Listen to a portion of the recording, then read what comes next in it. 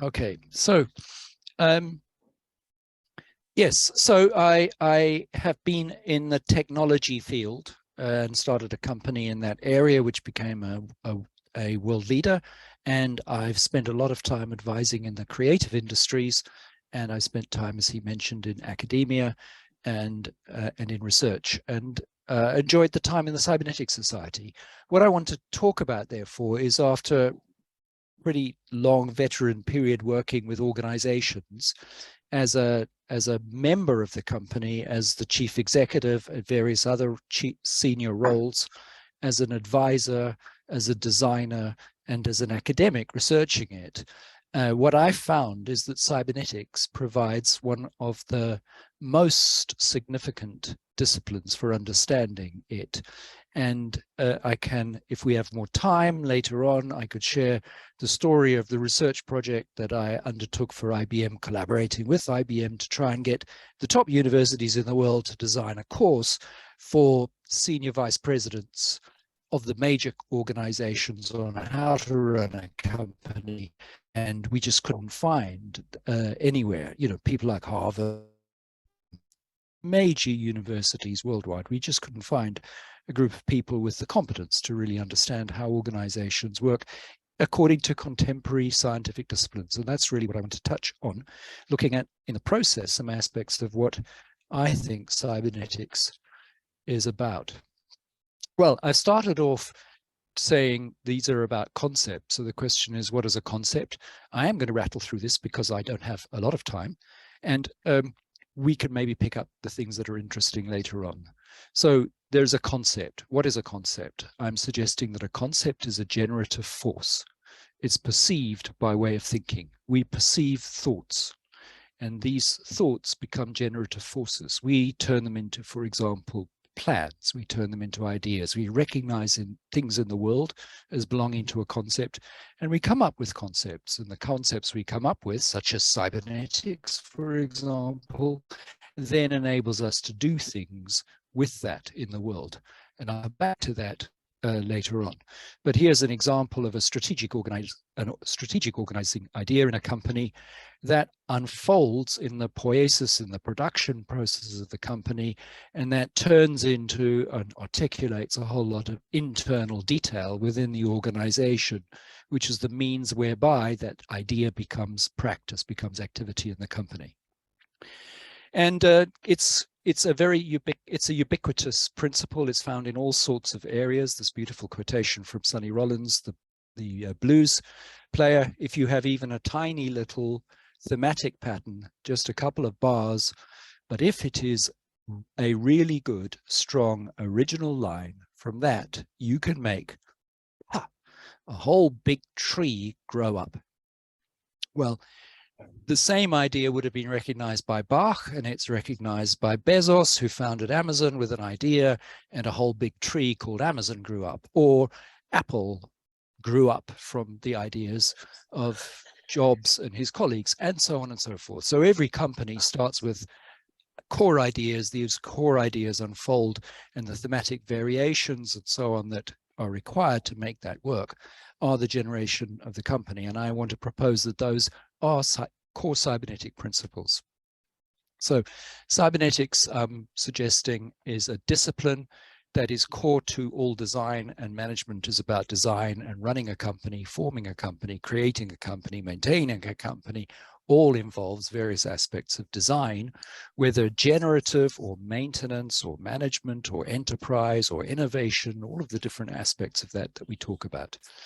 So my proposition for this talk is that there's a key set of operational cybernetic concepts that are relevant to this design task of creating and managing companies. And by companies, I don't just mean commercial ones. I obviously mean NGOs, but I also mean things like government departments, institutions, research organizations, anything that's a purposefully created social organization that works together in some kind of cohesive form, probably under some kind of legal structures. And now I want to move on and give a contrast of two different types of phenomena in order to illustrate two different scientific disciplines. The first is the notion of a traditional system, It has a float, sometimes known as a ball cock. When the water is flushed in the system, the water refills. As it refills, it raises a certain level that stops the water coming in. That's, for me, an example of a control engineering or control system tool or machine. And that is not cybernetics as I see it, although it has great similarities. Somebody's got a sound on. I'm not sure if it's distracting anybody else, but if you are at the source of it and you can mute yourself, that would probably be helpful. Otherwise, I'll probably have to try and mute everybody. That would be kind. Thank you. The other side is that on the side of many roads, there are not only markings like a line, a painted line, but also corrugations. The side of the road has a corrugation along the side. And the effect of that corrugation is that if the car tire strays over to the left onto this corrugation, the tire judders slightly, it vibrates, and it makes a noise.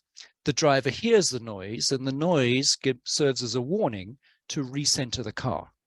And I regard this as cybernetic. And the difference is that the second one requires an observer to perceive something as a signal to take action. And in particular, what it does is show the driver as an observer that the world is not the way the driver wants the world to be. The car isn't where it's supposed to be. So the driver does something to put the car where the car should be, and therefore the world where the world should be. And this, for me, is the essence of the process of cybernetics. And it's also related to perceptual control theory, which is, to my way of thinking, not everybody in PCT thinks like that, but to my way of thinking, it is highly related. It's cybernetic, and cybernetics draws a great deal on it. There is an example of a website page. Perhaps you're trying to make a payment, so you have to fill in some details, and you can find these two elements appearing side by side in the same process. The software that's written detects that there's something incorrect. You haven't put in some detail that's supposed to be there, so it pops up a signal and refuses to go on.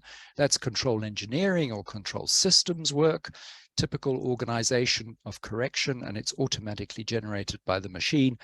The observer, the user who's doing that, probably gets a bit frustrated or annoyed or something, but gets a message, a signal that they have to do something different if they want to complete their process. That aspect is cybernetic. And so the two work together in that kind of example. What is the difference? I would say that a lot of our systems generate using biomimicry, because the process of the cybernetic aspect really draws on how all biological life works and all sociological life works. So the set of disciplines, the set of concepts that I'm proposing for conversation, this set, consists of organization and organization, two different spellings. That's the whole company and the way in which it is works or organized. Self-control and organizing identity. Self-control meaning that the enterprise manages or controls and organizes itself. This is the autonomous aspect that belongs to all life and to social organizations. And this means that it has an identity, a separate identity, its own organizing identity by which it constitutes itself as itself. The third element is the context and context markers. Context markers are what generate context, and context, everything takes place within context. A set of related concepts, all of which could be treated individually, but situation, aspects, interpretation, and variety. These are the concepts whereby a situation is determined by an observer. The situation is whatever the observer perceives the situation to be, and they respond to it. They generate that through the aspects that they pay attention to, how they interpret them, and what they detect out of the variety that's there that's relevant to their observing. Within that, there is sign and signal and cue. These are devices that cyberneticians can use in order to be able to create things. An example would be a traffic light, that's a sign. Another example would be a signal that you put out, like the corrugated side of the road that generates a noise. And a cue is something that, as it were, particularly stimulates an action. Something needs to be done. Those lead to feedback. Feedback is the perception. And I want to differentiate two kinds of feedback because I think the cybernetic tradition confuses these two. One is the feedback that comes from the world of physics and music and things like that. That's a physical process or a chemical process in which something goes back into itself and generates further reverberation, so to speak. I think cybernetics deals with a different kind of feedback as its primary activity. This is a semiotic, so it's not the P version, but the S version. It's a semiotic because it's interpretive. Something is detected and observed, like signs, signals, cues, markers, and so on, and that has a certain meaning, and the meaning is everything is okay. That's what's normally called positive feedback, and everything is not okay, and that's negative feedback. Or in some sense, P means we're going to keep doing it, and negative means we want to make an adjustment to the situation. The next concept is that which is not so widely used and not so widely found within cybernetics, but I think we need it. And we certainly need it to understand organizations. This is the concept of wholeness as a generative whole that produces its own details within, which is going to lead us to recursion in the next step. The details within are going to be self-similar with the whole. That's what happens with music. You have a theme and then you have variations. That's what we heard about from Sonny Rollins. Those theme and variations are the same thing as happens in organizations. So a company has a kind of unit identity and it produces variations like marketing and innovation and manufacturing and sales and various units and companies in different parts of the world and different product lines and so forth, but they all belong to a shared identity and have variation. And I'll show you some examples of that. Recursion is the process whereby it takes place inside, where something is repeated inside itself primarily, but it can also be repeated in time. And there's two kinds, the virtual, I'm thinking really of virtual and conceptual. So there's physical, something physically is inside something else, like Russian dolls. But the other kind is where you conceive something to be inside something else. So you conceive marketing to be inside a company. It may be physically inside the company as well, but in the first place, you imagine it. We also imagine, for example, that a horse is a member of the mammal family. And this is part of the way in which concepts actually work. Concepts contain their own variety, and the variety of the whole organization, for example, its strategy, is then broken down into the details of the various ideas that are in it. And of course, what these ideas become is goals by which the organization follows itself. Now, what this leads to is that the domains of the world that we observe are of different kinds. And I want to call this the tetrarchy, 4 different kinds. The physical material side that physics looks after, also chemistry and so on. The process, so whereas that physics takes place in space in the first instance, all time processes, temporal processes are a different domain. So this happens in time, and you can't actually observe a process except by bringing in imagination and being able to see it. The third area could be called the noetic, and the final area is the intentional. And finally, we get to the difference between ideas that follow from this within organizations and mechanism. So that's our set that I want to try and loop through as quickly as possible. There's a list of them, and so when this is shared, it will be available to look at in a different format, and then I think they apply to all organizations. They're all taking place all of the time at micro levels of moment and detail and at macro levels. So making itself according to itself, that's the sort of thing that Escher was drawing in this picture. And we can think of that in terms of 2 concepts, organization and organization, spelt with S and Z. The whole company, in this lingo that I'm using, the whole company is its organization, is the organization. For example, Rolls-Royce as a company how Rolls-Royce works is its organization with a Z. And organization with a Z is how it was used by Maturana in autopoiesis, and that was adopted by Stafford Beer. He liked that term organization for that process. Organization is recursive. It works in processes, its situations, goals. And what we're really focusing on cybernetically is the way that people and processes and so on perceive how things are going, and as a result adjust their behavior in order to achieve their goals. That's cybernetic. So that organization consists of how the company as a whole generates its own internal activity, and that activity is constantly respecting through feedback, cues, context, and so on, what it should be doing in order to achieve its goals. And that's its organization.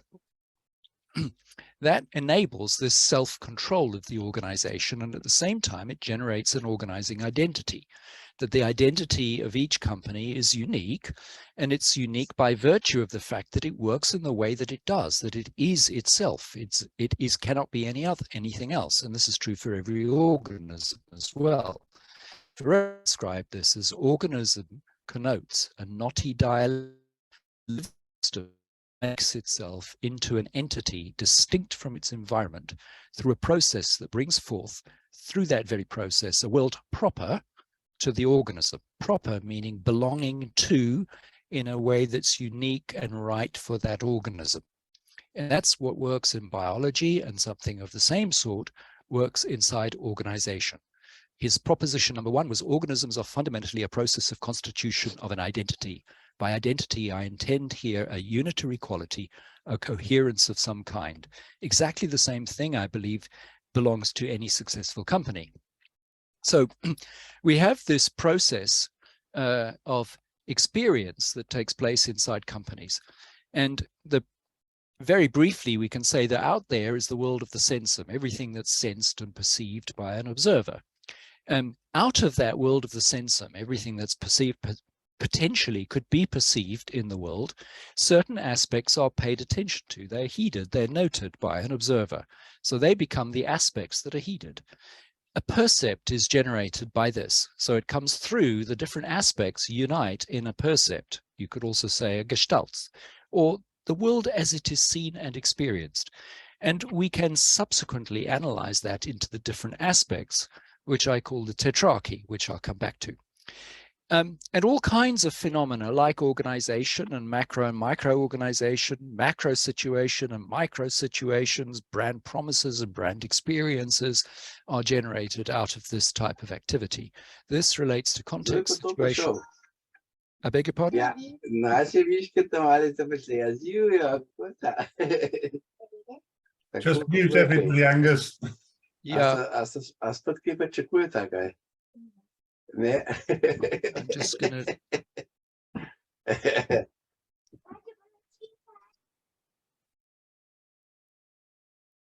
Boris is muted. If everyone else is muted already. So thank you very much. I shall share screen again.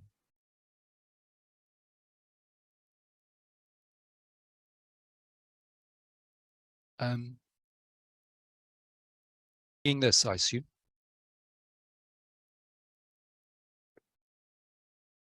Contextual logic. Yes? Oh, you can't see. So I'm assuming that you can. Because you can't say anything, you're all muted. Contextual logic. Dennis, no. Sorry, John. All working. Good, thank you. Dennis Noble, a very distinguished biologist at the University of Oxford, although this is Cambridge University Press, this publication. It's a beautiful book, by the way, Dance to the Tune of Life. I really recommend it. He writes in talking about biology, how life works, an essential property of living processes, therefore, is their sensitivity to the logic of their context. Organisms with purpose act for reasons not just through causes. Reasons and causes are not the same. So in cybernetics, we say that people act with reasons. They may be instinctive reasons, they may be totally conscious reasons, but they act towards some outcome with a reason, with a purpose to achieve something, to do something. And causes in the way that we think of in physics are not the same as that. Of course, he goes on, there are various kinds of practical things that are needed to make things happen. But in the case of biology, and he goes on, in the case of social interactions, they are far from accidental. And he's talking about the fact that the notion of how DNA works cannot work and does not work the way it's been assumed by the neo-Darwinists for the last 50 or even 70 years. So everything is working according to a context. So in the case of DNA, it is responding to the situation that the DNA, that the cell finds itself to be in. And that generates a signal to DNA to do something. And that's how it ends up producing the proteins that it does. It happens contextually. Same thing happens inside organizations. So what cybernetics primarily does, how it works, and this is what Bill Powers was also describing, to put it like this, it is about making the world appear to be the way you want the world to appear to be. And you do so by responding to what the world is telling you it is, and then doing what makes the world appear to be the way you want the world to appear to be. So you make the world appear to be by responding to what the world is telling you and making the relevant adjustments in your own behavior so the world does appear to be the way you want it to be. And pretty much everything can be explained by that rather apparently simple statement in terms of how behavior takes place from the most conscious levels to the most unconscious levels of biological and social life. So this leads us to the notions of situation, aspects, interpretation, and variety as fundamental principles. Interpretation means making sense of the world from a point of view, producing by reading the situation. As we've seen already, a situation is drawn out of the processes of observing the world by the aspects that you pay attention to. Management is then concerned with ensuring the situation continues to be as it is. For example, that a company is profitable, that it's delivering certain things, that it's meeting goals, that it's delivering on its projects, all of those things. So management is about making sure that in effect, what is observed, the situations, are the way they ought to be. And in this way, we get intentional goals, we get feedback, we get differences, we get variety, we get management, we get all sorts of key terms in our notion of both organizations and cybernetics. A contextual situation is therefore any kind of a sort of reference for what is going on.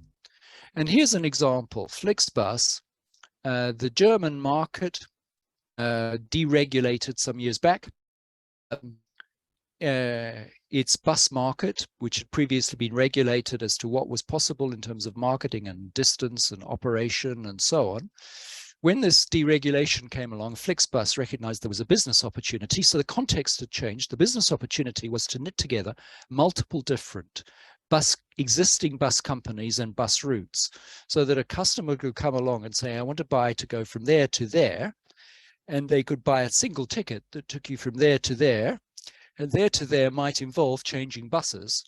And these bus routes might be, 100 kilometers, they might be 200 kilometers, they might be 30 kilometers to get. And now Flixbus have got routes all over Europe from this, and they dominate the German market, and they've gone to America. So the situation, because of the changing regulation, the situation because of existing buses, the buses have got capacity, but they can't market. Something is needed so that customers can get from A to B. Something is needed to knit them together. That's an opportunity, a situation of the future to be created as the desired situation in the present. And that concept generates a whole lot of coding and systems and design and agreements between Flixbus and the various bus companies in order to be able to provide these services in partnership. And that's an example of just one of many examples of how things work in this way, which I'm obviously dashing through, but there we are. Sign and signal and cue. Here's a picture from Notting Hill Carnival, and what we if we spent a lot of time looking at this, you could see lots of different examples. Right on the right-hand side, there is a young man. He's cut in half. He's cropped. He's got one eye looking up. He's noticing me, the cameraman. But he's got a completely different attitude to me, the cameraman, from the two women in the middle. The two white folk are looking at the two girls with interest, and in a different way from the man who's holding the umbrella. He's looking at them in another way entirely. Just to the left, right on the edge, you can see a woman camera. Her messages are coming from her phone. So what we've got, and we could keep on looking around, is all sorts of people in a crowd, and each of them is in their own situation. Even the two white guys who are looking at the two women are looking at them with different, you can look at their faces and you can see they're looking in different ways. So each of them finds themselves to be in a unique, different situation and is responding to that situation in the way that they do in that context, because that's who they are, that's what they do. Now, if I move on to the next concept of feedback, and I'm talking about physics here and semiotics shown in this single picture. It's obviously a picture of currents of either air or water, I can't remember, over the Earth. And the physical movements, which include various kinds of feedback systems that are taking place in the air and the water and so on, is one aspect. That's one kind of physical feedback. But this image itself constitutes a semiotic message. It constitutes an information system. As a result of that, they are able to determine what is going on in the world, what is the weather going to be like, what is the situation, and so forth. So it's used as a tool that gives information that enables them to adjust whether the behavior that they are taking at the moment are the right behaviors for the situation that is emerging in weather patterns and so forth. So you see in this image how there's two different aspects are both appearing in feedback.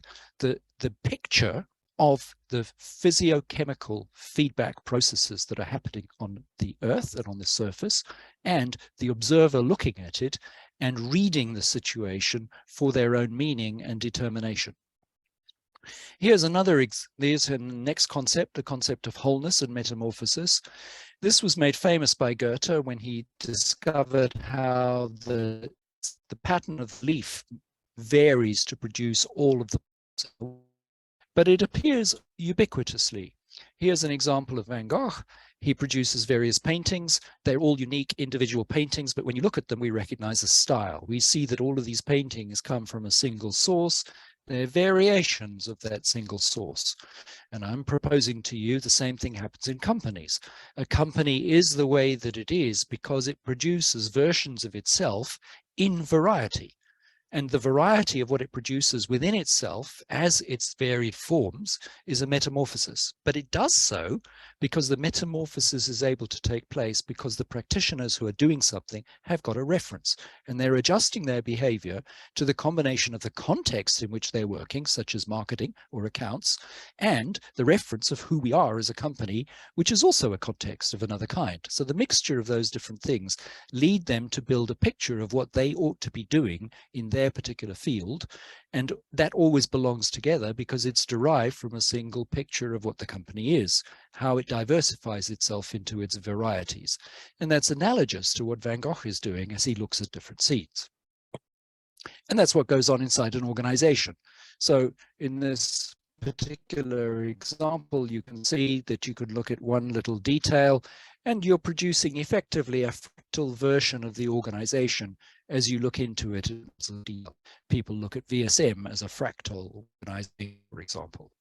The tetrarchy is, I think, a very useful tool because it enables us to analyze the world in different ways, to be able to see that there's a physical world of time and place. That's one way of observing the world. Another way is to do with time and process.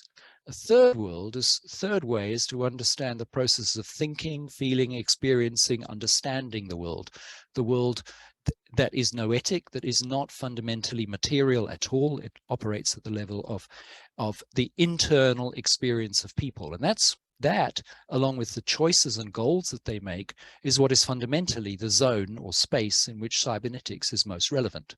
And that leads to various ways of thinking about the organization, such as its physical and material organization, its process organization, its information organization, which VSM is most interested in, and its initiative, its purpose, its designs, its strategies, and so forth that arise from that, all of which become then cybernetic properties. Now, in ordinary biology and other fields, what we find is a principle of mechanism as a means of explaining. But when we come to cybernetics, we need to find something other than mechanism to really explain what is going on, because it is not really a mechanism at all. It's not material, it's not physical, it's not a mechanism, it's not a machine type. Rather, it is something like a principle or an idea. People have perceived the world, and these ideas, concepts, principles, and so on become generative of their understanding of how the world is and how they should behave in that situation. Cybernetics provides a series of ways of understanding how that happens and designing things so that they will behave in ways that we hope that they will under different conditions and situations that we set up. And so it's really important to think this is not a mechanism, and things like principles and ideas become generative forces, which is why I started off this talk with talking about it. We can think of cybernetics in this context as being a discipline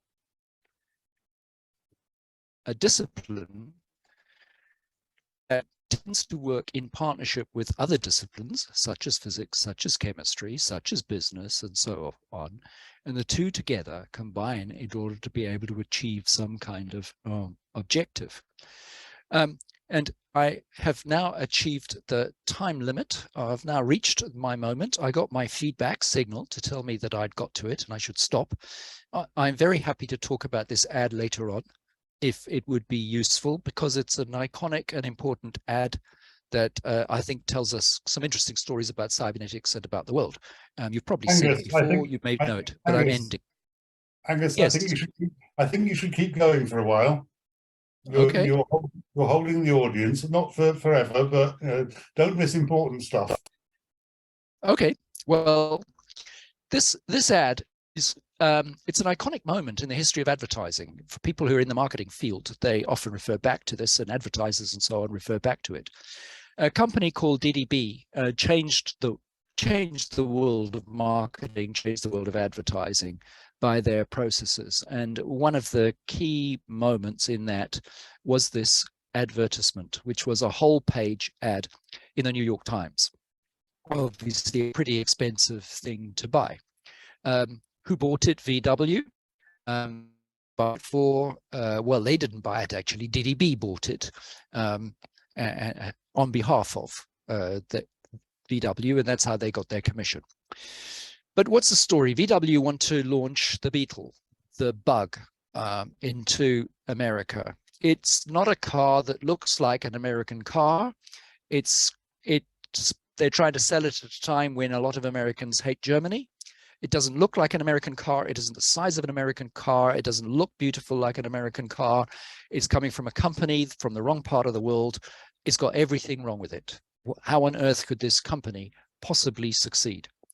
And so therefore, what we're talking at cybernetically is the way the car was observed, the perception that people had, the observer's observation. Remember Maturana talking about every observation is made by an observer. The American observer looked at this and would have thought, this is not a car for me. So the feedback would operate within them, don't buy this car. This is not the one to buy. Now, DDB are commissioned to launch the car in America, and they figure, well, how can we do that? So one of the things they do as part of their due diligence is they visit Germany. They visit the factory. And during the course of visiting the factory, they come across, they see something, and they recognize something. So the important thing at this point is that the ad agency person sees a situation, interprets this situation in a certain way, does a transformation of this situation in order to generate an ad That's all cybernetic. We can explain all of that in terms of the concepts that I've been talking about. They pick up out of it, these aspects are relevant to me for what I'm trying to do, which is generate an ad. What did they see? They saw a car being rejected. They went and said, why is this being rejected? Well, it's got the chrome strip on the glove compartment is blemished and must be replaced before we can sell it. So the copy, the small print, includes that text. This Volkswagen missed the boat. The chrome strip on the glove compartment is blemished and must be replaced. Now, at that time in America, nobody wanted to buy a car that was made on a Friday. And everybody was used to the idea that cars broke down, that they were flawed, that manufacturing was far from perfect. I remember when I was a kid, every single driver always had a toolbox in the boot of their car because they did not expect the car to be reliable. It was just, you learned basic things that you might have to take care of. Here is a company rejecting a car because the chrome strip on the glove compartment is blemished. You have to be kidding me. And suddenly this is a different car from the one they were previously seeing. This is a car that represents quality, thoroughness, reliability. It's suddenly you've transformed what it is into something else. So you've created in this text, in the copy, a signal that is a cue that generates a new context for this car. In the context, because American cars are not reliable, this message means something. And what it means is, the result is VW gets sold and gradually grows and becomes a major player, and VW becomes a major player in the auto industry. So to me, it's a very beautiful example of an iconic moment in business that people celebrate, which without, and it's described and people can analyze it, but the tools for really appreciating what's going on are precisely the tools that we have within cybernetics, and precisely the tools that we use all the time in order to be able to design the world in such a way that the operations that go on are the ones that should be going on and are taking place, and have the feedback, the governance, the processes, the people you to self-correct your actions to be achieved. I have some additional slides that we could look at. They're only there for the conversation. I wasn't proposing to show them. So I'm stopping sharing at this point. I'm handing over to John and inviting everybody to, I'll hold on, if I may, to the ability to share screen in case there's anything that you want me to put up again. But over to you, John. Brilliant. Thank you, Angus. Wow, that was quite a big romp through what's the topic. So I'm going to take chairman's privileges because that's what you do, isn't it? And come in with a question about the observer and that distinction you made right at the beginning between a control engineering system and a cybernetic system. So my interpretation of what I thought I heard you say, just to pick up the reflective process, is that a system which is not observed cannot be behaving cybernetically. I'm saying that a system, when it is not observed, yes, like we could observe, it actually doesn't matter whether we're observing the system or not observing the system. It's the fact that the system itself is not operating with a process of perception, but rather by mechanical means. So if we take a system example, an information scientist, should we happen to have one in the room, might argue that the position of the lever attached to the float is the information flow. So in effect, the lever is doing the observing as part of its role within the total construct. Because it didn't, yes. the floats didn't happen by accident. Somebody designed it. So an observer created the system to behave in a cybernetic manner when it's not being observed, is probably what I'm trying to say. Yes, it's a good question, John. I anticipated something like it at some point. Let me see if I can very briefly try and handle this. So first of all, it is the case that out of the realm of physics, and it was quite popular in the early days of cybernetics, this notion of information, after all, it was the work of Claude Shannon and so on, who was part of the group of Macy, became one of the core elements in the ontology of nature, along with energy. But it's really an approach that was derived out of physics. What it does not what I'm wanting to differentiate between is the process of experience. The system does not experience and respond to its situation. Now, information as it is used by Shannon and as it is so defined is the sort of thing, so it was defined for being able to send information down a wire and have it arrive correctly at the other end, as for example in modems and so forth.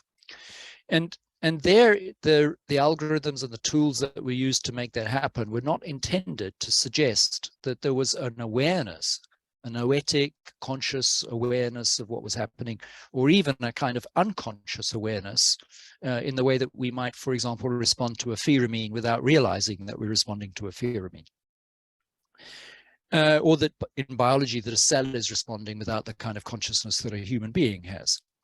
So what I'm really pointing at is the fact that the process of perceiving the world's appearance and interpreting it, and as a result of interpreting it, doing something, which happens at all sorts of levels of detail. I mean, trees respond to a signal and as a result generate a chemical. And the chemical is used to repel an invading pest, for example.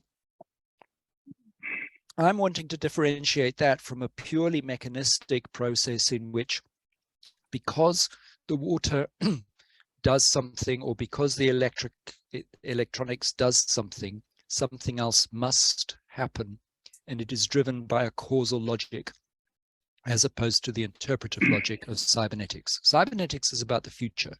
Physics is about explaining things from the past. Cool. Well, we'll go with that. Mr. Professor Oakland, you're here. You've got your hand up, so join in, please.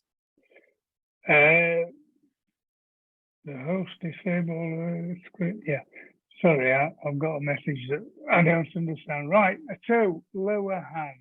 Yes, I'll take my hand up. John and Angus, I was going to ask a question about the very same thing, about that initial comparison that you made and the corrugations on the road, changing the behavior of the driver, and that's cybernetics. But in this world of emerging technology that we are now in, it's not far away to having that all taken over by artificial intelligence. So I was rather surprised with my car now when I first got it, that when I used this cruise control on the motor, I found that if I was getting too close to the car in front, it actually slowed me down. And it was like a shock because I hadn't read the 500-page booklet about the car. So there's artificial intelligence there is actually controlling my car. And Jeremy Clarkson goes on all the time in the Sunday Times about how he hates these artificial intelligence that actually steer the car differently when he gets too close to another car or goes into another lane. So here you could have, Angus, instead of the driver being alerted by old technology, the corrugations in the road, what actually happens is there's a signal goes from the roadside curb technology into the car technology and actually steers the car away. Never a human being involved. Is that still cybernetics? I would argue it is, but it's an artificial intelligence taking over the human behavior and the decision. Why not? It's still cybernetics. It's not to do with the human behavior? Thank you for your question, John. And I put this right up front because I suspected it might be the most contentious, and it is, from my point of view, is part of my, maybe it's the bee in my bonnet or something like that. But for me, it's a really, really important discovery for the cybernetic community to recognize this distinction. I think it will transform the future of cybernetics. I'm not alone in thinking that. But let me try and defend my proposition against what you've just been saying. I'm suggesting that what is being done there is a form of biomimicry, and a lot of applications are using biomimicry. They look and say, what do animals, humans, various things do? How can we create a mechanistic machine version of that will do something? Now, if we take your particular example of the autonomous cars, which I know a bit about because I worked with BMW on autonomous cars.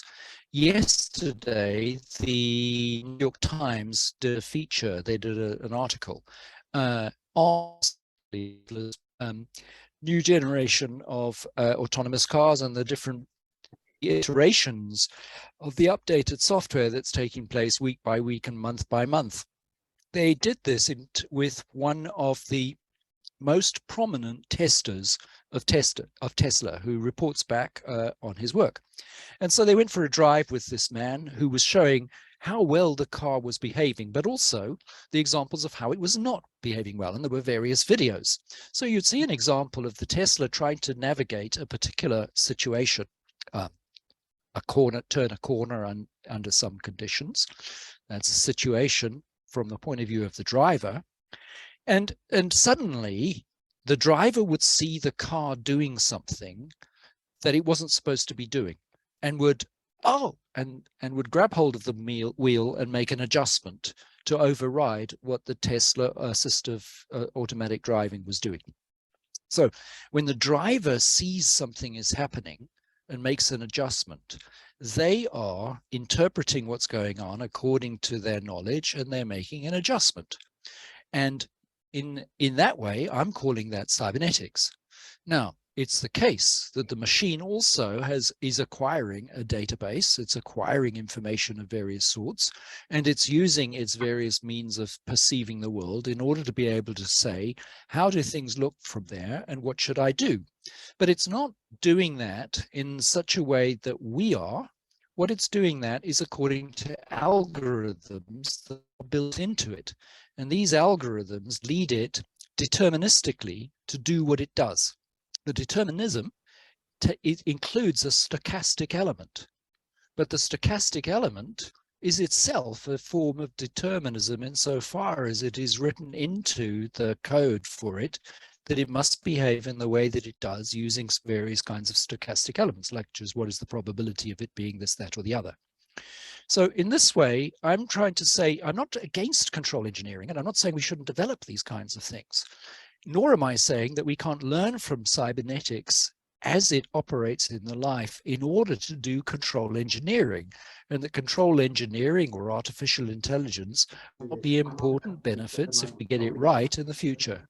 All I'm saying is that there is a difference between, if we start by looking at the living element and say, how does it work there as the prime example of how cybernetics works, and then consider the rest as biomimicry that operates in a kind of, we can call it control engineering or physical cybernetics or something like that. I'm not being prissy about this. But back in the 1950s, the problem was that we started with the machine and tried to explain things from the machine. My argument is start the other way around. Start from life and then see how far you are able to get with interpreting, with backfilling it or cross-transferring it into robots, autonomous cars, systems, software, all sorts of things.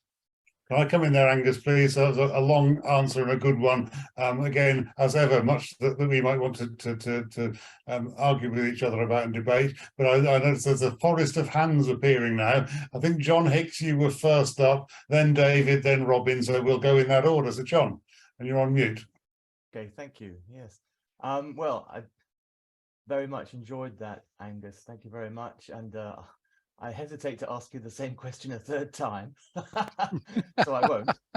I won't really, but yeah, I mean, and you just sort of answered what one of my things was going to be. Well, so Wiener got the definition wrong, but now you explain that in a way just now when you're saying, well, actually you're looking at it from a different perspective. So I get that. I mean, I was thinking in the sense this actually has a philosophical side which I very much enjoy pondering, which is at a certain point the physio mechanism, at what point can we say it is an observer? Obviously the cistern isn't, but you know, the whole question of strong AI and weak AI comes up, and so I think it's fascinating, and I'm not challenging you or even making any declarations about that. I just wanted to say that it does give a lot of food for thought. And I suppose my question is this not what second order cybernetics was meant to imply when that term was coined? So second order cybernetics, you're saying that cybernetics is always second order cybernetics, and that what was initially cybernetics in communication and control in the machine anyway, perhaps is not. But again, I'm not asking you to answer that question the third time. I very much like your talk, and I work in web accessibility. So your example of the web page where there were error messages on a form which had to be corrected. Interesting. If you're blind and the web page hasn't been properly done, then I guess you are no longer in a cybernetic system. Or if you're too drunk when your car hits the ridges on the side of the road, you're also you've excluded yourself from the potential cybernetic system which might have saved your life, I suppose. And then I also very much like your photo from the carnival, because I'm a trustee at the London School of Samba, and I go every year. So thank you very much for your talk, and more of a commentary than a challenge or question, but thank you again. John, thank you. Thank you. I David. will make a couple of comments, if I might, just on it. One is, I think the person on the software, maybe blind or whatever, is always cybernetic. So it's just that the system may not give them the signals that they need. That's the distinction I would make. I could comment on some of the other things that you said by way of clarification, but since you didn't ask the question, I won't. David. Thanks again, Angus. Again, I very much liked and can use plenty of your perspective. Initially commenting, my resolution of your kind of challenge to Tina comes from my second PhD supervisor, Mike Elstop, who distinguished between physical information and semantic information. And what leads on to my question, how do we use this perspective that you have given us? And I like the semantic perceptual information is something which certainly in the short and the medium term is rather easily gamed, but in such a way that it creates its own reality, as in the kind of Bitcoin type economic scenarios. And I note, you know, the statement by Maynard Keynes, the market can remain irrational for longer than you can hang on to your money. Our perceptions create a great many realities. And listening to Rory Sutherland, the advertiser, being interviewed by Stephen Bartlett, this is very often a morally valid, indeed ecological, responsible thing to do, because we tend to have frames on what we regard as reality, which is which are sheer wrong, but we mistake physical what we regard as physical reality when it is a social reality. So I guess my question is, what do I do in an organization, whether I'm at the coalface or the CEO, as a result of your analysis? Is it just simply that you're giving us an articulation which we may be able to latch into, or are there particular recommendations that you can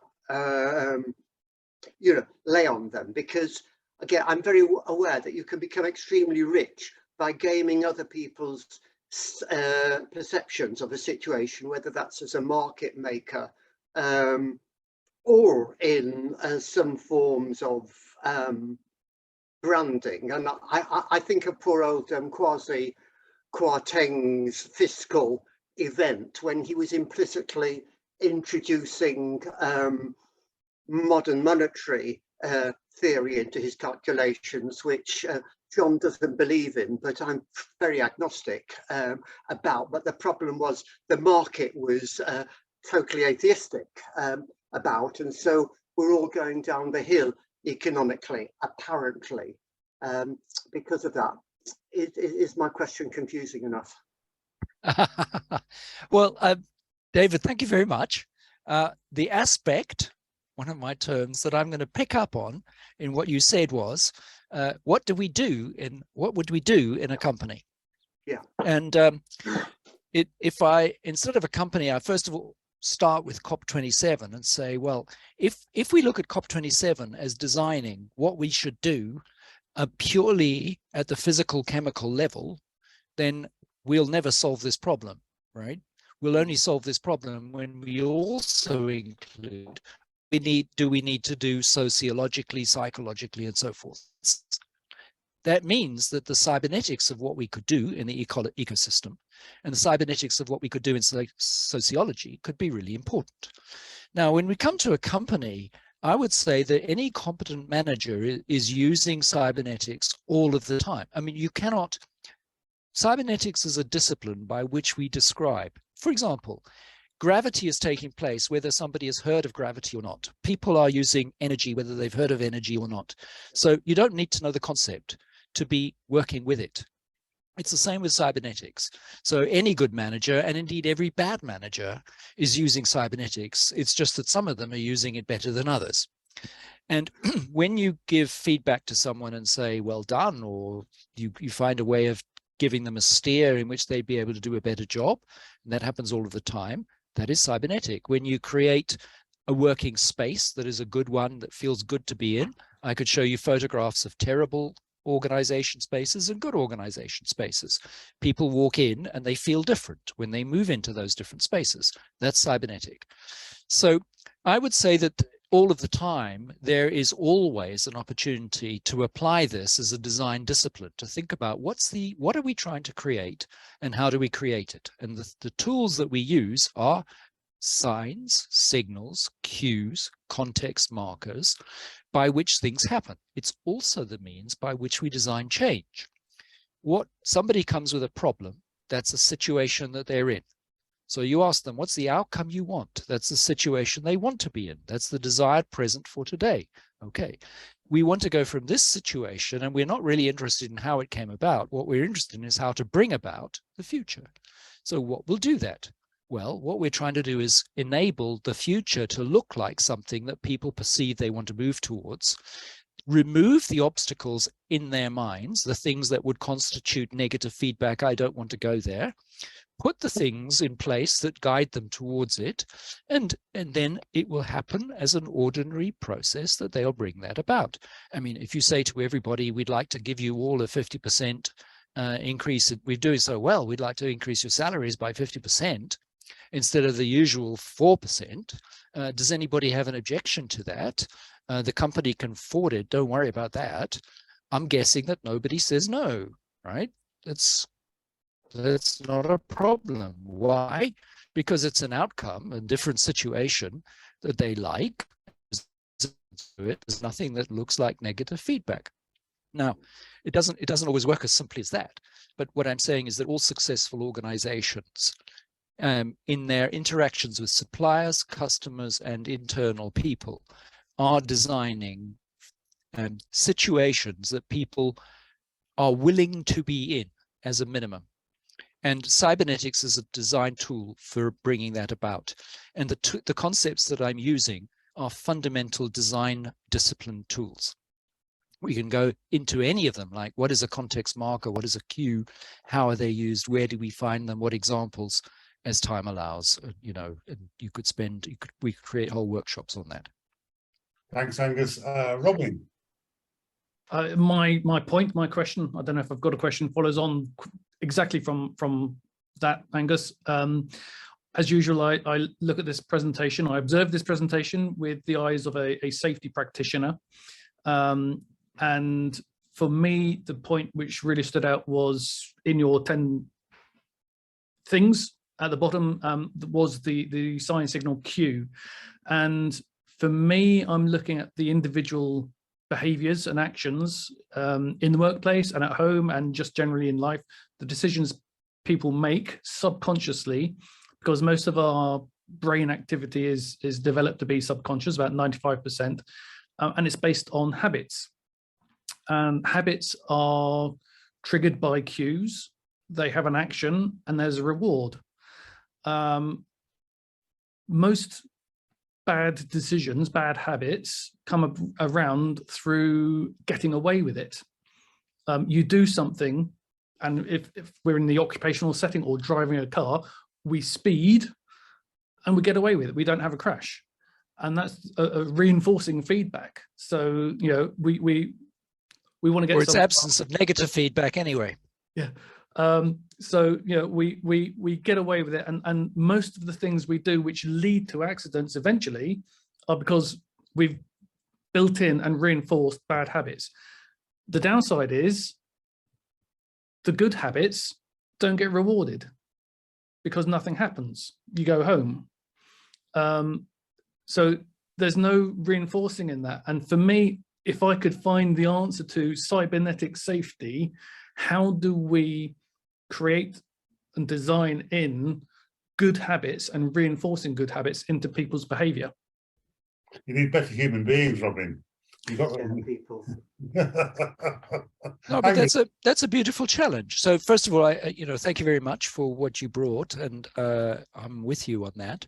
And that's a beautiful question. That seems to me a very practical one. And what I would say practice-wise is that if we bring in context, everything is according to context. So you can't have a one-size-fits-all. There might be some principle that is general, a concept that is general, but the application of it has to be unique. It has to apply to a situation.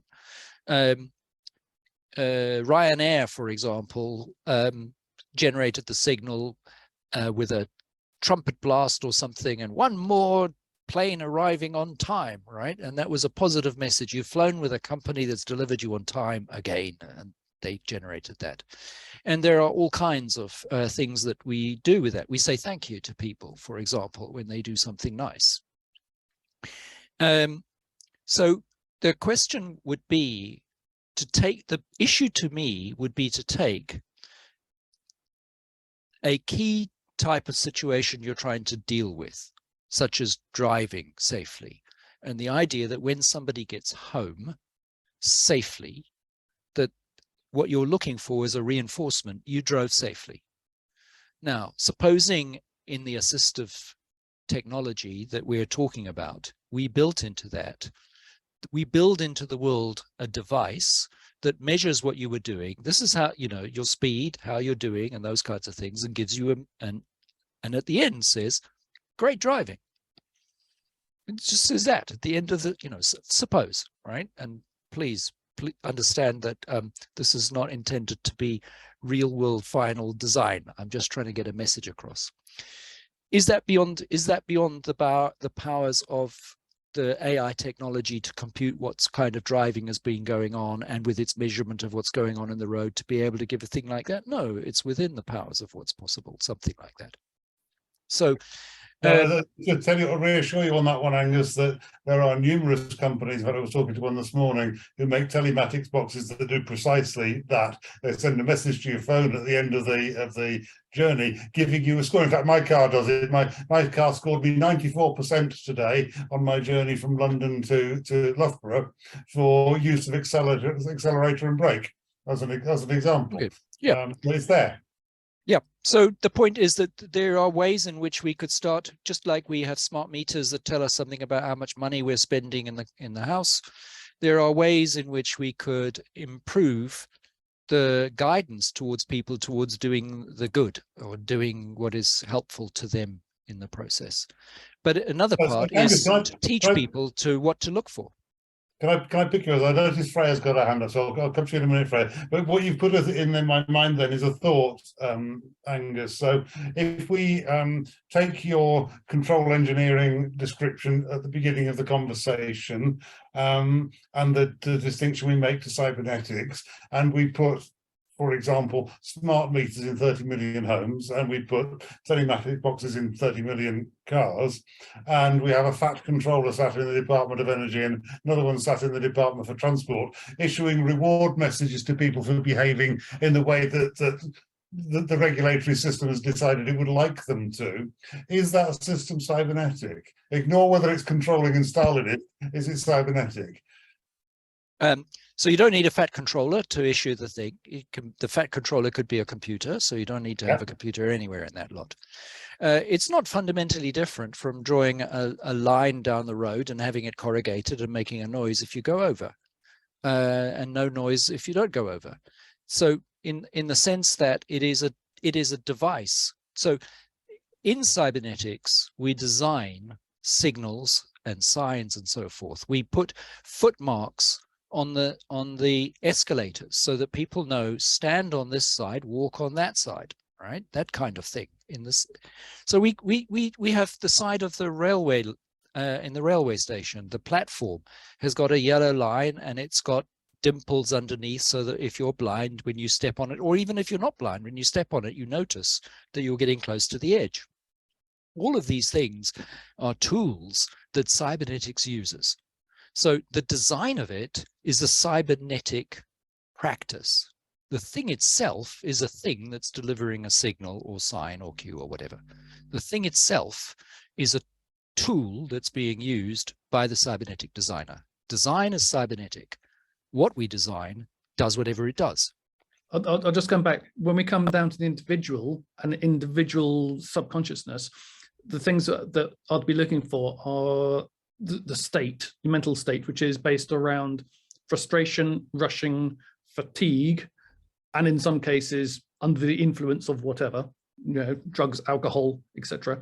So yeah, it's for me, being able to have the individual design in their own system, the ability to recognize when they are rushing and when they are fatigued, and the combination of all these things. So yeah, I'm working on it. And I'll let you know when I've got an answer. Yeah, I know a cybernetician who'd say, well, the thing about mental states is that they can be quite difficult to work with. The question is, what is the body experience? What are you actually experiencing bodily? What does that feel? What does it look like? What does it feel like? Because in order for it to be something you can use cybernetically, you've got to, as it were, be able to perceive it. And perceive that it is not the way it should be. Yeah, we'll come back to that one because there's a whole body of stuff in there that we need to interrogate. But Freya, you've had your hand up a while. Welcome, nice to see you. You all right?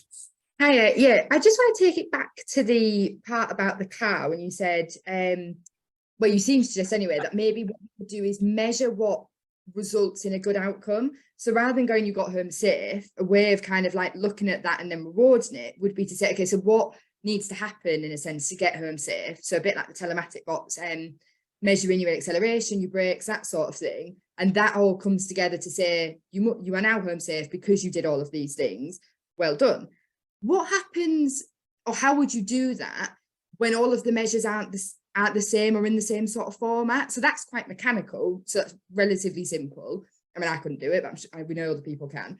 But what happens if maybe it's an operation? So to get an operation to go well, and for obviously that patient to recover and ultimately be okay at the end, there's all these different things that need to happen. So there's the essential checks, the blood pressure, that sort of thing. That's more similar to the car. But then as well as those essential checks, you've got to make sure that the equipment is all clean and the equipment's all up to grade, and then that they're discharged in an appropriate time with the right medication and the right care in the community. So they're all, I can't really think how to describe it, but they're all measures, but they're not in the same sort of format. So how would we pull those together? And if you could, what would an appropriate reaction or reward be for somebody not dying within 4 weeks of an operation? Yeah, well, I think the first thing would be that what you'd want to do is have a budget and employ somebody like me and pay us a good amount of money to design that so that it works. Yeah. Only partially kidding. The point is that you're asking, in a sense, a knotty question that in detail would need detailed design. But if we take the general principle, what you're saying is, in order for a successful operation to take place, the total process has to be successful. And the contribution to the health of the patient at the end of the day depends on that. So things like trust and belief in the doctor may be factors actually in their recovery. So what if you get a group of competent people who are looking after that patient together, and they have the right kind of relationships with each other and the right kind of culture, let's assume we've already got that, they're able to reflect on the process and how it worked, and they can look through at what happened, and they can say, well, that happened, we did this, we did that, and so on. And all the way through, they might be able to reflect on it and say, that was a really good process, we did all of these things well. Or they would look at it and say, well, we got a reasonable outcome, but that was not so good, and that was not so good, and that was not so good. Let us assume that they could do that kind of thing. If people can't do that kind of thing, then you really got a problem, because the first thing you need is the competence. It's absolutely depends. So if you're a designer of it, what you have to do is design the cybernetics in conjunction with somebody who really knows the ground. And what you're looking for at this point is probably a first order. And by the way, going back to second order and so on, I don't think everything is second order. I don't think that the notion of second order is needed in cybernetics. That's my controversial remark. We don't need second order. It's everything I've talked about is simply cybernetics, and it takes account of all of the recursiveness of our own perceptions. So part of this is you work with a group of people who are capable of looking at what they did and observing what they did, reflecting on it. They know their territory. They know the process of doing it. So what you'd say is, what we're looking for is a first order, first level cut that says, how did that go? And you'd say, well, how can I derive that? What sort of things take place that we have to measure? How do we do that? And probably what I would do is say something like, which are the ones that are critical to life? Which are the ones that are useful in contributing to how people actually biologically respond to the process, the operation, and which are the ones that are psychologically important to people? I might do that kind of thing, which, by the way, fits on my tetrarchy by 4 levels. You could look at that process. From that, you would be able to get some kind of specification of different sorts. And what you'd be saying is, we have to achieve above some threshold on all of them for it to be a good process.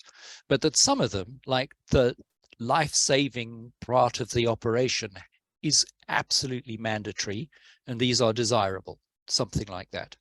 So you'd have to cross the mandatory, and then you'd be looking at how did you do on the desirable. And very similar things are done in marketing analysis of the experience that people have of products and services. Could I come back just really quick, John? Help yourself, yeah. Thank you. I just want to pick out a little part of what you said. So you said about the culture. So that's a pretty big presumption if we're going to say, yeah, that everyone's on board with this idea, because I think especially within the NHS, they don't really get patted on the back for not killing people, but everyone's up in arms when they do. So how would you work about changing that culture so that people can focus on that? And especially when you think about just the amount of times they would need to be rewarded because they haven't killed people. How do you cope with that scale? Okay, so the first thing I'd do is slightly contest what you're saying, and the evidence I would use, for example, is a very good friend of mine who is a consultant anaesthetist, and therefore involved in all kinds of situations with other high-level specialists. She's a very high-level consultant anaesthetist, knows lots of other senior people, works in lots of situations, gives training and so forth. And she's described to me exactly what I'm talking about, the kinds of questions they have. So what you need to do is start with a group of people that are, as it were, anesthetized to those external forces, the sort of things that the government measures on and so on. They're a bunch of professionals who want to say professionally to themselves, how did we do? And actually, I think that that will be happening all over the NHS all of the time, but you might not hear about it because they keep themselves separate and they have their conversation and they learn from it and they've got an idea. And there are published papers on various aspects to do with, for example, placebo effects and the effect of the environment and context and the room, and, you know, what difference does diet make on how people recover and so on, right? There's lots of that stuff. And they're competent, they're expert in those things. So I would say that all you need is that you'd probably want to be able to find a pattern that belongs to a hospital, or even a pattern that belongs to a certain type, you know, like if you're working on top, it'd be a different situation from what you're working in the remedial action for people who've had strokes or something like that. You know, there might be very different processes that you need to do, but there could be general principles. And you just find people who were competent and knew what they were doing and were capable of being able to report it to you. And if you didn't have somebody like that, then your first step, and this would be the sort of thing that Deming designed when he was designing total quality, the first thing you need is competent practitioners.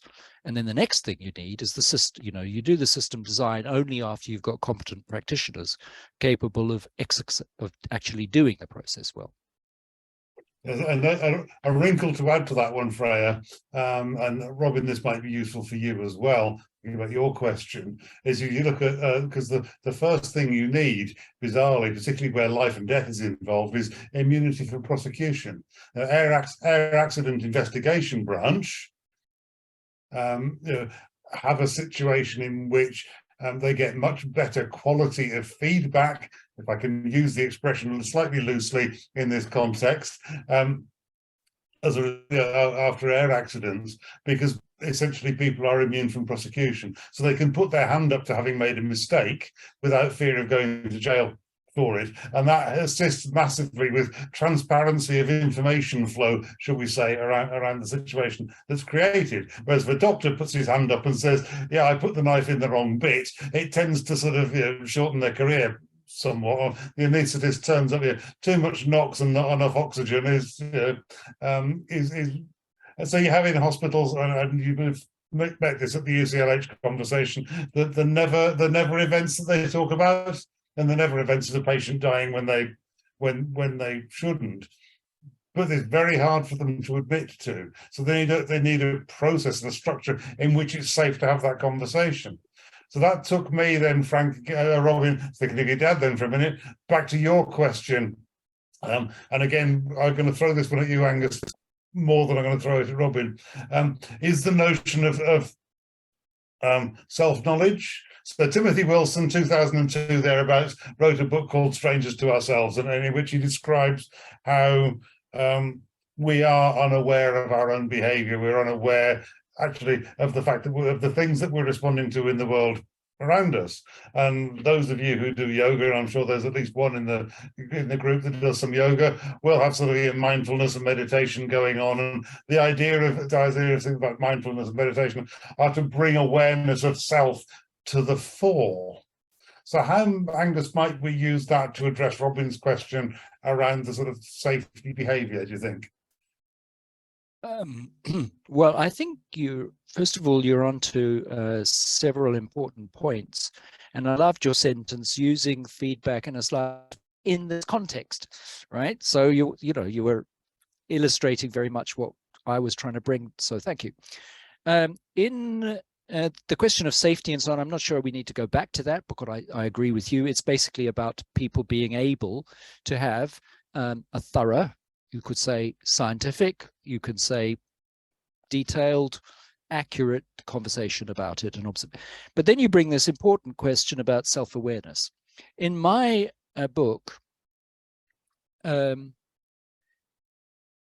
human beings are the most self-conscious organism on the planet, but we are still very far from being conscious. And a great deal of what we learn, for example, that's important takes place in the first 3 years and we forget it, like how to keep balance, for example, how to walk.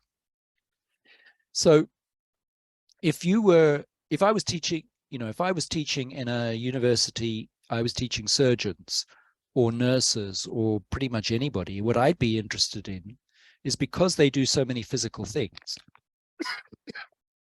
is providing the sort of coaching that perceptual control theory is very helpful in, to become aware. So, for example, to notice how you walk, or to notice what is happening when you pour water into a mug.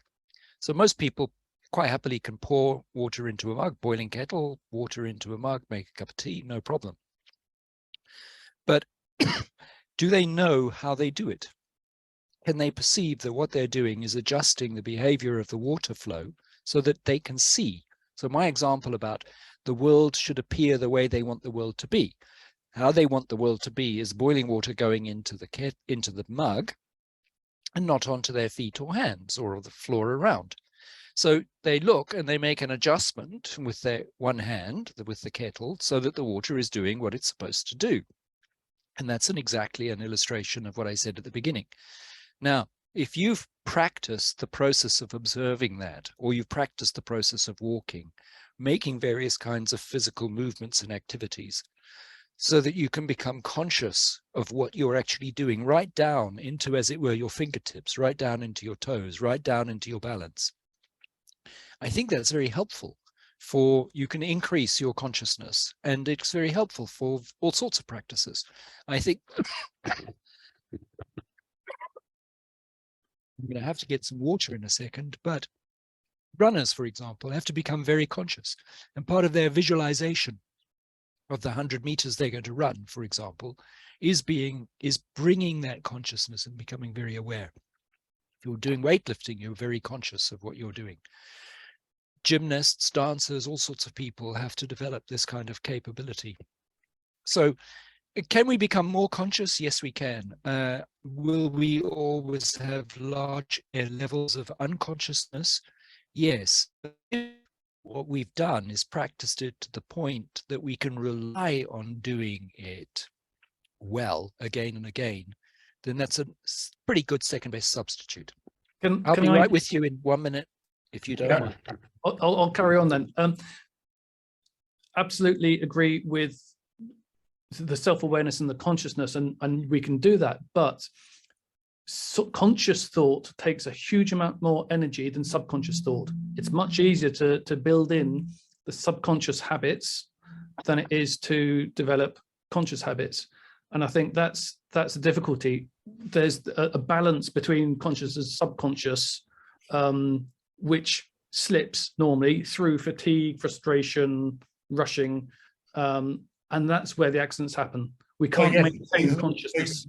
So yes and no. So I mean, yeah, they reckon it takes 10,000 hours to master a craft. So you're playing the guitar or whatever.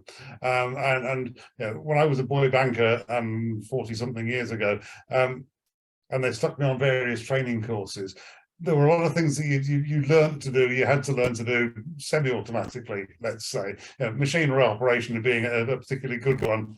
Hi, Freya. But in order to be efficient in using the machinery, you had to be using it in a sort of semi-automatic way, because otherwise you just sort of lost track of yourself. So would one of the answers to your question be, how do we elevate the level of training so that the subconscious activity, because you're right, it takes a lot less effort, is by default always done the right way, so that we get tired and we get lazy, but we still do it right because it's so ingrained in us to do it a particular way that we have to make a conscious effort to do it wrong. And there's a good analogy for that. So one of these things, I don't imagine any of you have ever done it, but you could take one of those apart. If I stripped this down to its bare components, anybody on this call, assuming a reasonable level of dexterity, could reassemble it. They could reassemble it because it's all designed for a one-way fit. It will only go together one way. Now, it might take us a while, but we could all reassemble the phone because it's designed to fit only one way. So you can close your eyes and do it by feel and still get it right. So would that help with that sort of challenge of we get it right because we have no choice other than to get it right because we've designed it so it can only be done right? And that's back to Angus's design question, I think, as if we design the work right, we design the process right, then we can't do it wrong. Can I just jump in? I think there's a problem with that. Hang on, let problem with that Malcolm because- jump in first, Angus, and come back to Yep, you. sure. Yeah, there was just a couple of things there. When I was doing human-computer interaction, one of the key aspects of design was affordance. So trying to make sure that the job gets you to do it right. But something else which I posted in the chat, because talking about surgeons, for example, is the checklist manifesto. I think it's about 10 years old now. But the idea being that getting away from the culture of the hero surgeon and creating a more, if you like, sort of humble culture of following checklists. And you mentioned aviation a lot. I've heard about quite a few pilots, especially after COVID, losing their jobs, now setting up as consultants in the NHS and medical profession, saying you really need to start approaching medical activities as though it was like being a pilot. And of course, I suppose the pilot is a very evocative term, as in navigation, cybernetics, and so on. So there's a lot in that, and there's an awful lot in the use of checklists to keep people back on the land they're supposed to be. But one of the observations I heard from one pilot who crashed was, I did the checklist after I'd landed the plane, because he was too busy landing the plane to do the bloody checklist, which is sort of fairly important. Angus, are you back with us? Yes, I am. Thank you. Good. Apologies. So thank you for that, Malcolm. It's interesting whether the pilot is, whether that's a trendy story, a trendy selling pitch, or whether it actually works. I wouldn't know, but it would be interesting. My response to you, John, is that I think the problem is this. If you can design something so that somebody can do it without it going wrong, you will be able to also design it so a robot can do it. And you don't need a human being, and it's not suited to a human being, and sooner or later it will be replaced by a human being, those kinds of things. Yeah. At least, some things quicker than others, but that's the general principle. And it doesn't suit human beings to be doing things routinely all the time that they can't get wrong. I think human beings actually need to be learning and need to find, and learning is related to meaning and meaning to learning, and they need to be engaged in something in which they are developing in order to find any kind of section in life. That's a point of, it's also a reflection of how cybernetics works. Cybernetics is saying you do something and you get guidance, and then you take on another goal. And the point about the goals is that they become more ambitious, and you learn how to do those more ambitious goals and then more ambitious goals. I think that's the nature of human beings. So what you're describing is in principle something that works. But I think it also applies to something else, and it goes back to my systems. Systems don't get it wrong in principle. Systems break down and things like that, but as long as it's functioning, they never make a mistake. And why? Because they're mechanistic. And your example of things that can be reassembled and so on are basically machines. They're mechanistic things. You can't actually take apart a frog, and this is an old story, everybody's heard it. You can't take apart a frog and reassemble it like you can a bicycle or a cistern. Why not? Because the very organization of the organism is different. And this is where metamorphosis comes in. It's why I think it's vital that we understand for social organizations like companies and for the understanding of organisms, the notion of metamorphosis. It is ubiquitous in the living processes. Absolutely ubiquitous. It's ubiquitous in culture. So it's in human beings and in everything that we produce, in art, culture, companies, and so on. Companies, banks, for example, are versions of each other. There's a pattern and they modify that pattern across the age. Inside the company, they metamorphose within. And why is that important? Because what happens is that you have variety that belongs in a contextual situation and is varied according to that contextual situation, but belongs to the whole. So the whole produces its own internal variety. A company generates its own internals. It's not put together from outside, it is generated from within. and it maintains itself and adjusts itself and develops itself within. And so do organisms. Organisms do exactly the same thing. The moment you actually start to understand the biological life of an organization, or at any rate, the self-similarity of sociological processes in organization, social processes, and the biological processes of life, which are also social within the context of those organisms. Like cells, for example, have social relationships with each other at a cellular level or a plant level. As soon as you start to understand that, you realize that this organization with a Z is fundamentally different from the kind of mechanistic system structures that we know of in machines. Fundamentally, radically different. They are two different worlds. No argument with that at all. That's unusual from me, isn't it? Yeah. Do you think Oh. Elon Musk understands that? Sorry?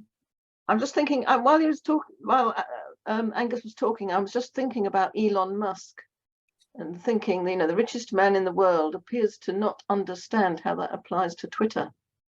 I'm not sure he doesn't just not understand it. I also think he probably doesn't care.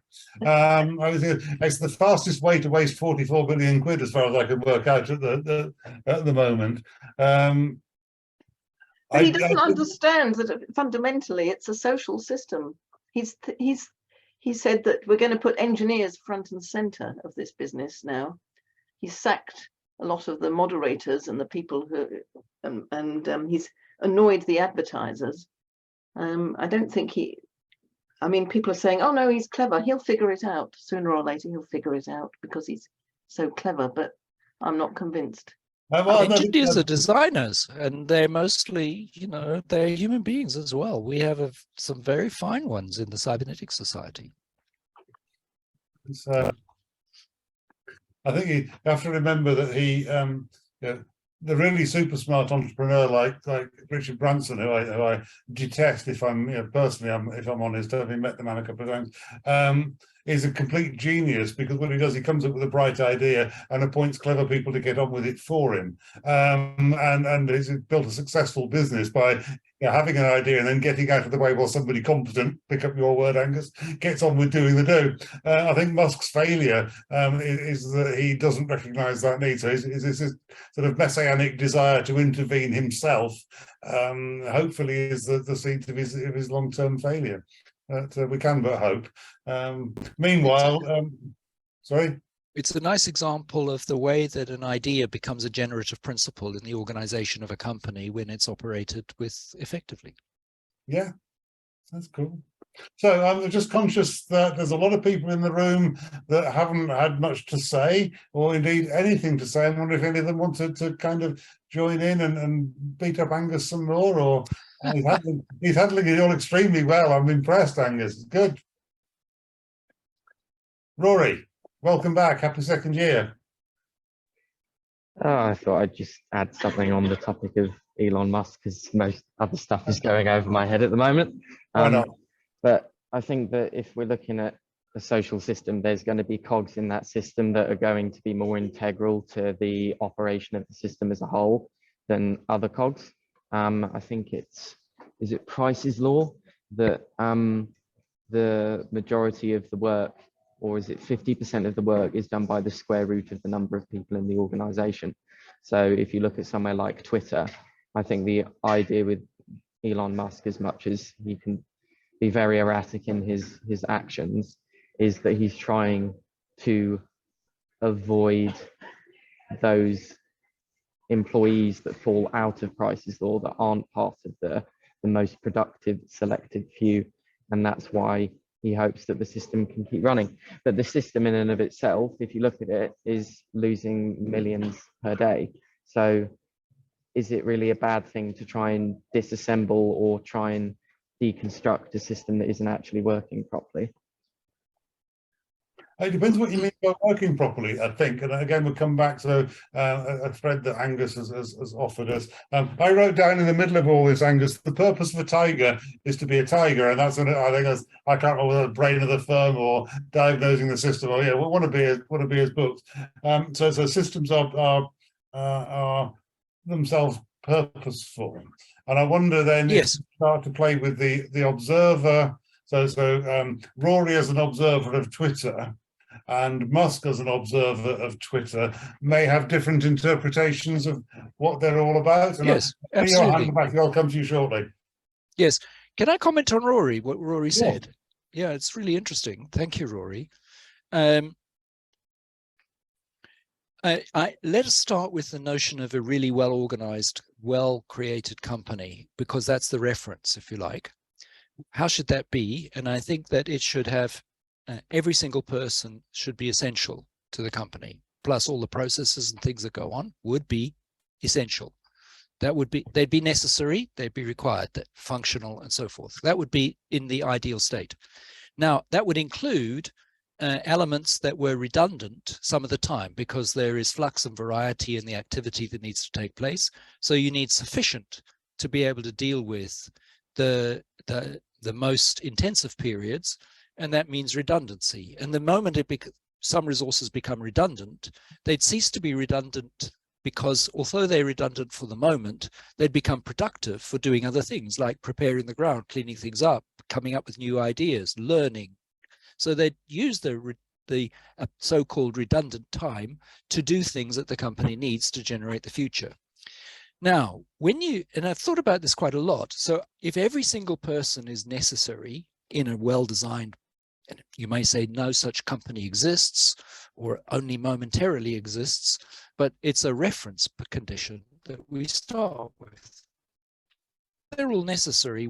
How do we deal with the fact that there is such, this brilliant inventor has such influence, the great salesperson has great influence, and those sorts of things. The person who designs a really good process has big influences, and so on.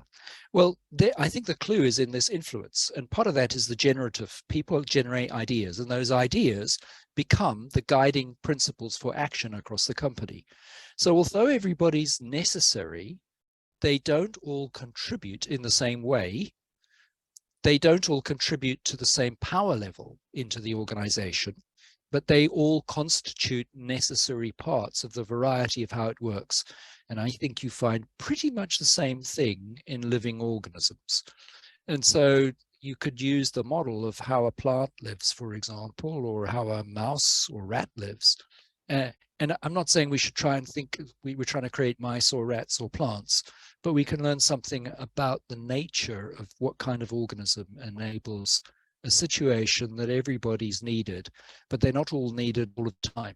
And they don't all perform in the same way. And that provides for, we get back to variety as one of the key principles of cybernetics.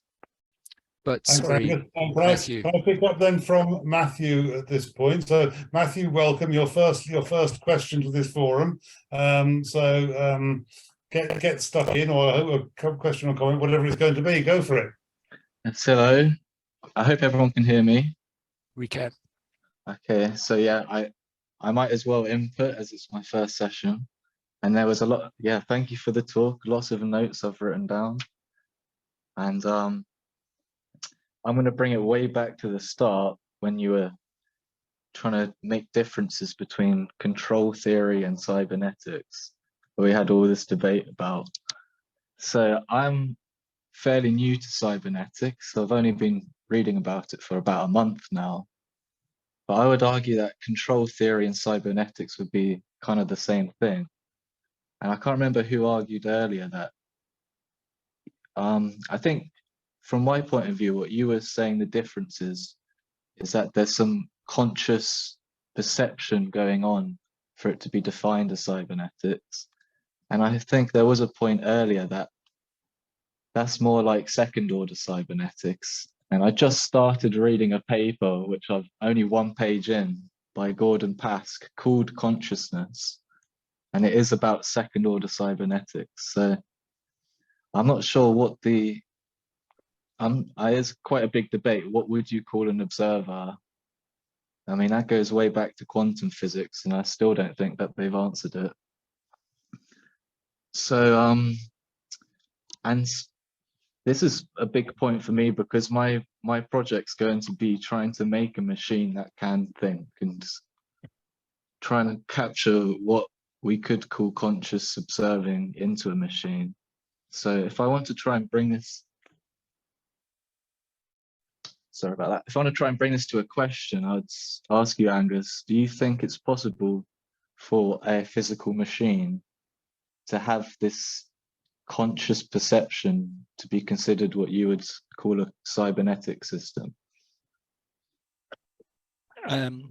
Matthew, thank you very much for a really good question. I appreciate it. I'm sure there are other people in the room who could answer this question as well, but since I'm kind of leading, I'll give you my answer. And and I haven't been afraid to be contentious in the process, and I won't stop at this point. So firstly, I would say the question is never is a very long time. So I'm not suggesting that in the next million years we won't do something. But I would say that in the timeframes of our lives and our children and grandchildren, I am very dubious that we will create anything that replicates what we'd call conscious. We will create machines that are smart and do smart things. And the smart things will be simulacrums of what conscious intelligent people do, and will be very welcome, no doubt, in some quarters and not so welcome in other quarters, depending on how it affects people. And at the level of saying, well, if a machine can actually do something that's just as good as a human and we don't need a human, do we need to care whether it is conscious or not, given that we don't really know what consciousness is in the first place? So we don't have a clear understanding or agreement on what consciousness is. And most of the consciousness, many of the consciousness studies come from physics. And they do so on the basis that they assume that everything can be dropped down to the lowest level and reduced to physics. This is the reductionism. Whereas actually there are many people who say, no, it can't be reduced to physics. It's not a reductive element. We don't know what life is. And the biologists have given up trying to explain life and the source of life in much the same kind of way. The something can be the same as a living organism is in many scientific quarters quite difficult. What we can say is that this organization is not like that organization, and this organization permits or doesn't permit something. Now, because the cyberneticians in the early days began in the field of machines, Wiener was making machines. That was his task. He was designing machines to do something, such as the ability to shoot down a plane more accurately.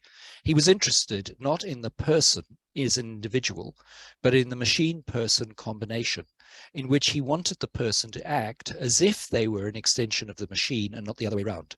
And then he got interested in behaviorism, which was then very much a very important biological theory.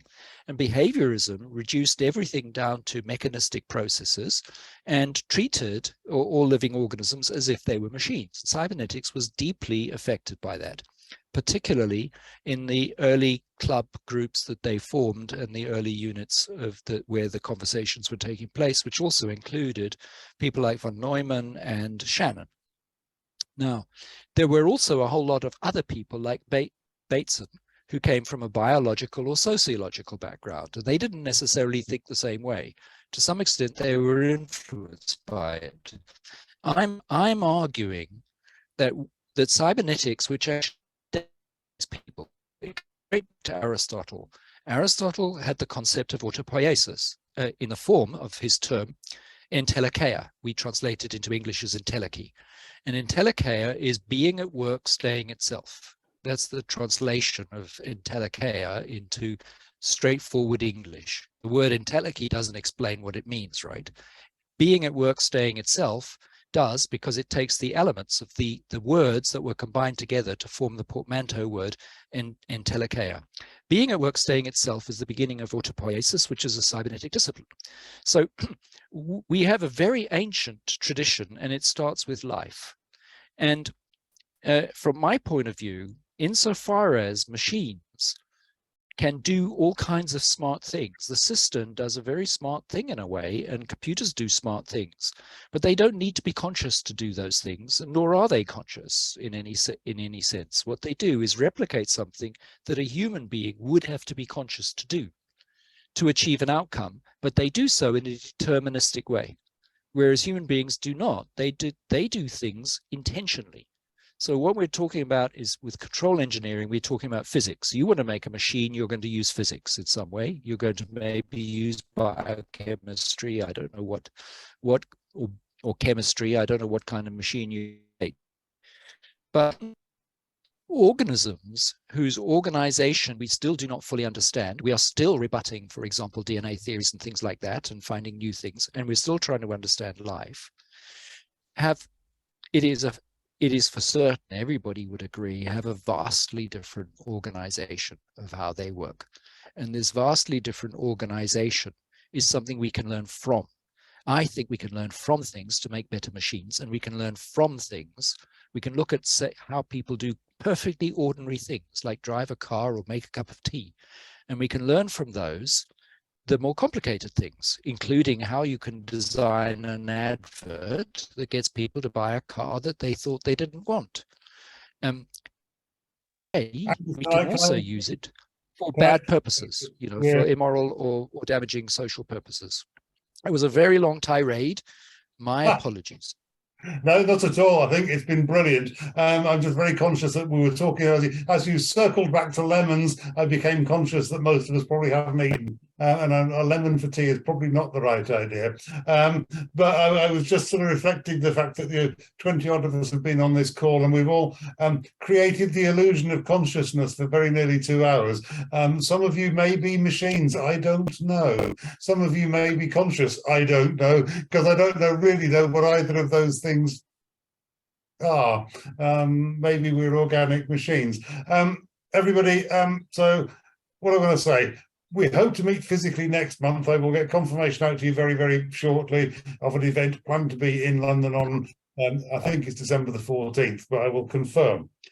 So can I just say a really very big thank you to Angus for a hugely engaging and exciting session, and really stimulating. I've thoroughly enjoyed it. I've thoroughly enjoyed all the questions and all the answers. And no, I don't necessarily agree with all of them, but that really doesn't matter. Thank you to everybody else. Can we say thank you to Angus in the usual way, please?